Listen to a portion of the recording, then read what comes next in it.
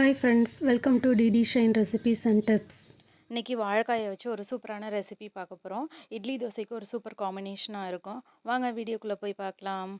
பருப்பு சாம்பார் சாப்பிட்டு சாப்பிட்டு ரொம்ப போர் அடிக்குதா அந்த மாதிரி டைமில், இல்லை பருப்பு இல்லை என்னடா பண்ணுறது இட்லி தோசைக்கு அப்படின்னு யோசிக்கிற டைமில் இந்த டிஷ் பண்ணி பாருங்கள். கண்டிப்பாக ஒரு இட்லி தோசைக்கு ஒரு நல்ல காம்பினேஷனாக இருக்கும். இதில் நான் வாழைக்காய் மட்டும்தான் யூஸ் பண்ணியிருக்கேன். குக்கரில் கட் பண்ணி வச்சுருக்க வாழைக்காயெல்லாம் ஆட் பண்ணிக்கலாம். நான் இன்றைக்கி 2 மீடியம் சைஸ் வாழைக்காய் எடுத்திருக்கேன். ஒரு மீடியம் சைஸ் தக்காளி ஆட் பண்ணிக்கலாம். 3 பச்சை மிளகாய் ஆட் பண்ணிக்கலாம்.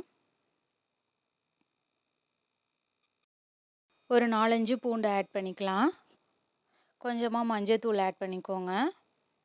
இப்போ தேவையான அளவு தண்ணி ஊற்றிக்கலாம். வாழைக்காய் வேகிற அளவுக்கு தண்ணி ஊற்றிக்கோங்க. இப்போ நான் தேவையான அளவு தண்ணி ஊற்றிட்டேன். இப்போ குக்கரில் விசில் விடலாம். ஒரு 2 விசில் வந்தால் போதும். அந்த வாழைக்காய் வேகிற அளவுக்கு விசில் விடுங்க. ஒரு 2 விசில் விட்டால் போதும். இப்போ விசில் வந்துடுச்சு, அவ்வளோதான். இப்போ வாழைக்காயெல்லாம் நல்லா வெந்துருச்சு. இப்போ நீங்கள் இதை ஒரு மத்து இருந்துச்சுன்னா மத்து வச்சு நல்லா மசிச்சு விடுங்க. அந்த வாழைக்காயெல்லாம் துண்டு துண்டாக இருக்கிறதெல்லாம் நல்லா மசியணும். அதனால நல்லா வாழைக்காவை நல்லா மசிச்சு விடுங்க. அந்த மாதிரி மத்து இருந்துச்சுன்னா வச்சு, இல்லைன்னா நீங்கள் கரண்டி வச்சே மசிச்சு விடுங்க. நம்ம தக்காளி இதுக்கு தேவையான அளவு ஆட் பண்ணிக்கோங்க. நம்ம பருப்பு எதுவும் ஆட் பண்ணாததுனால தக்காளி கொஞ்சம் கம்மியாகவே ஆட் பண்ணிக்கோங்க. நம்ம பருப்பு போட்டோன்னா தக்காளியோட அந்த புளிப்பு பேலன்ஸ் ஆகிடும். நம்ம பருப்பு போடாமல் வாழைக்காய் மட்டும்தான் யூஸ் பண்ண போகிறோம்.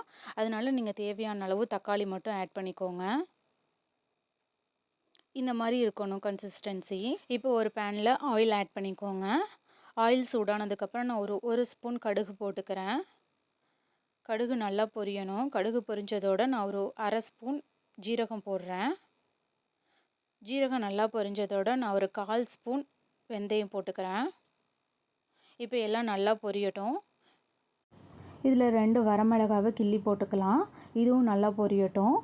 எல்லாம் பொரிஞ்சதுக்கப்புறம் ஒரு 10லேருந்து 15 சின்ன வெங்காயம் ஆட் பண்ணிக்கிறேன். ஒரு கொத்து கருவேப்பிலை போட்டுக்கோங்க. எல்லாத்தையும் நல்லா வதக்கி விடலாம். சின்ன வெங்காயம் நிறைய ஆட் பண்ணிங்கன்னா கூட நல்லா தான் இருக்கும். இப்போ எல்லாம் நல்லா வதங்கினதுக்கப்புறம் ஒரு ஸ்பூன் குழம்பு மிளகாத்தூள் ஆட் பண்ணிக்கிறேன். உங்கள்கிட்ட குழம்பு மிளகாத்தூள் இல்லைன்னாக்கா கொஞ்சமாக மல்லித்தூள் கொஞ்சமாக மிளகாத்தூள் ஆட் பண்ணிக்கோங்க. இப்போ தேவையான அளவு தண்ணி ஊற்றி உப்பு போட்டு நல்லா கொதிக்க விடலாம். அந்த மிளகாத்தூளோட ரா ஃப்ளேவர் போகணும்.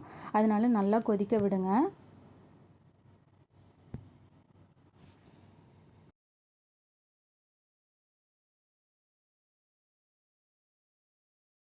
இப்போ நல்லா கொதிச்சிருச்சு. நல்லா கொதித்து மிளகாத்தூளோட ரா ஃப்ளேவர்லாம் போயிடுச்சு. இந்த ஸ்டேஜில் நம்ம மசிச்சு வச்சுருக்க வாழைக்காவை ஆட் பண்ணிக்கலாம். இப்போ வாழைக்காவை ஆட் பண்ணதுக்கப்புறம் கொஞ்சம் நேரம் நல்லா கொதிக்க விடுங்க.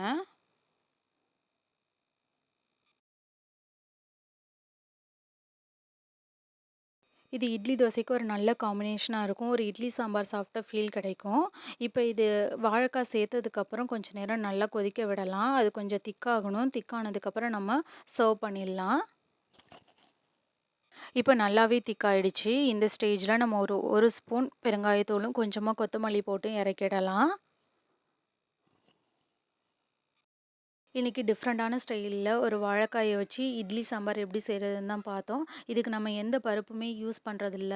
அதனால் ரொம்பவே நல்லா தான் இருக்கும். பருப்பு யூஸ் பண்ணலன்னா நல்லா இருக்காதுன்னு நினைப்போம். ஆனால் ரொம்பவே நல்லாயிருக்கும். நீங்களும் ட்ரை பண்ணி பாருங்கள். தேங்க்ஸ் ஃபார் வாட்சிங்.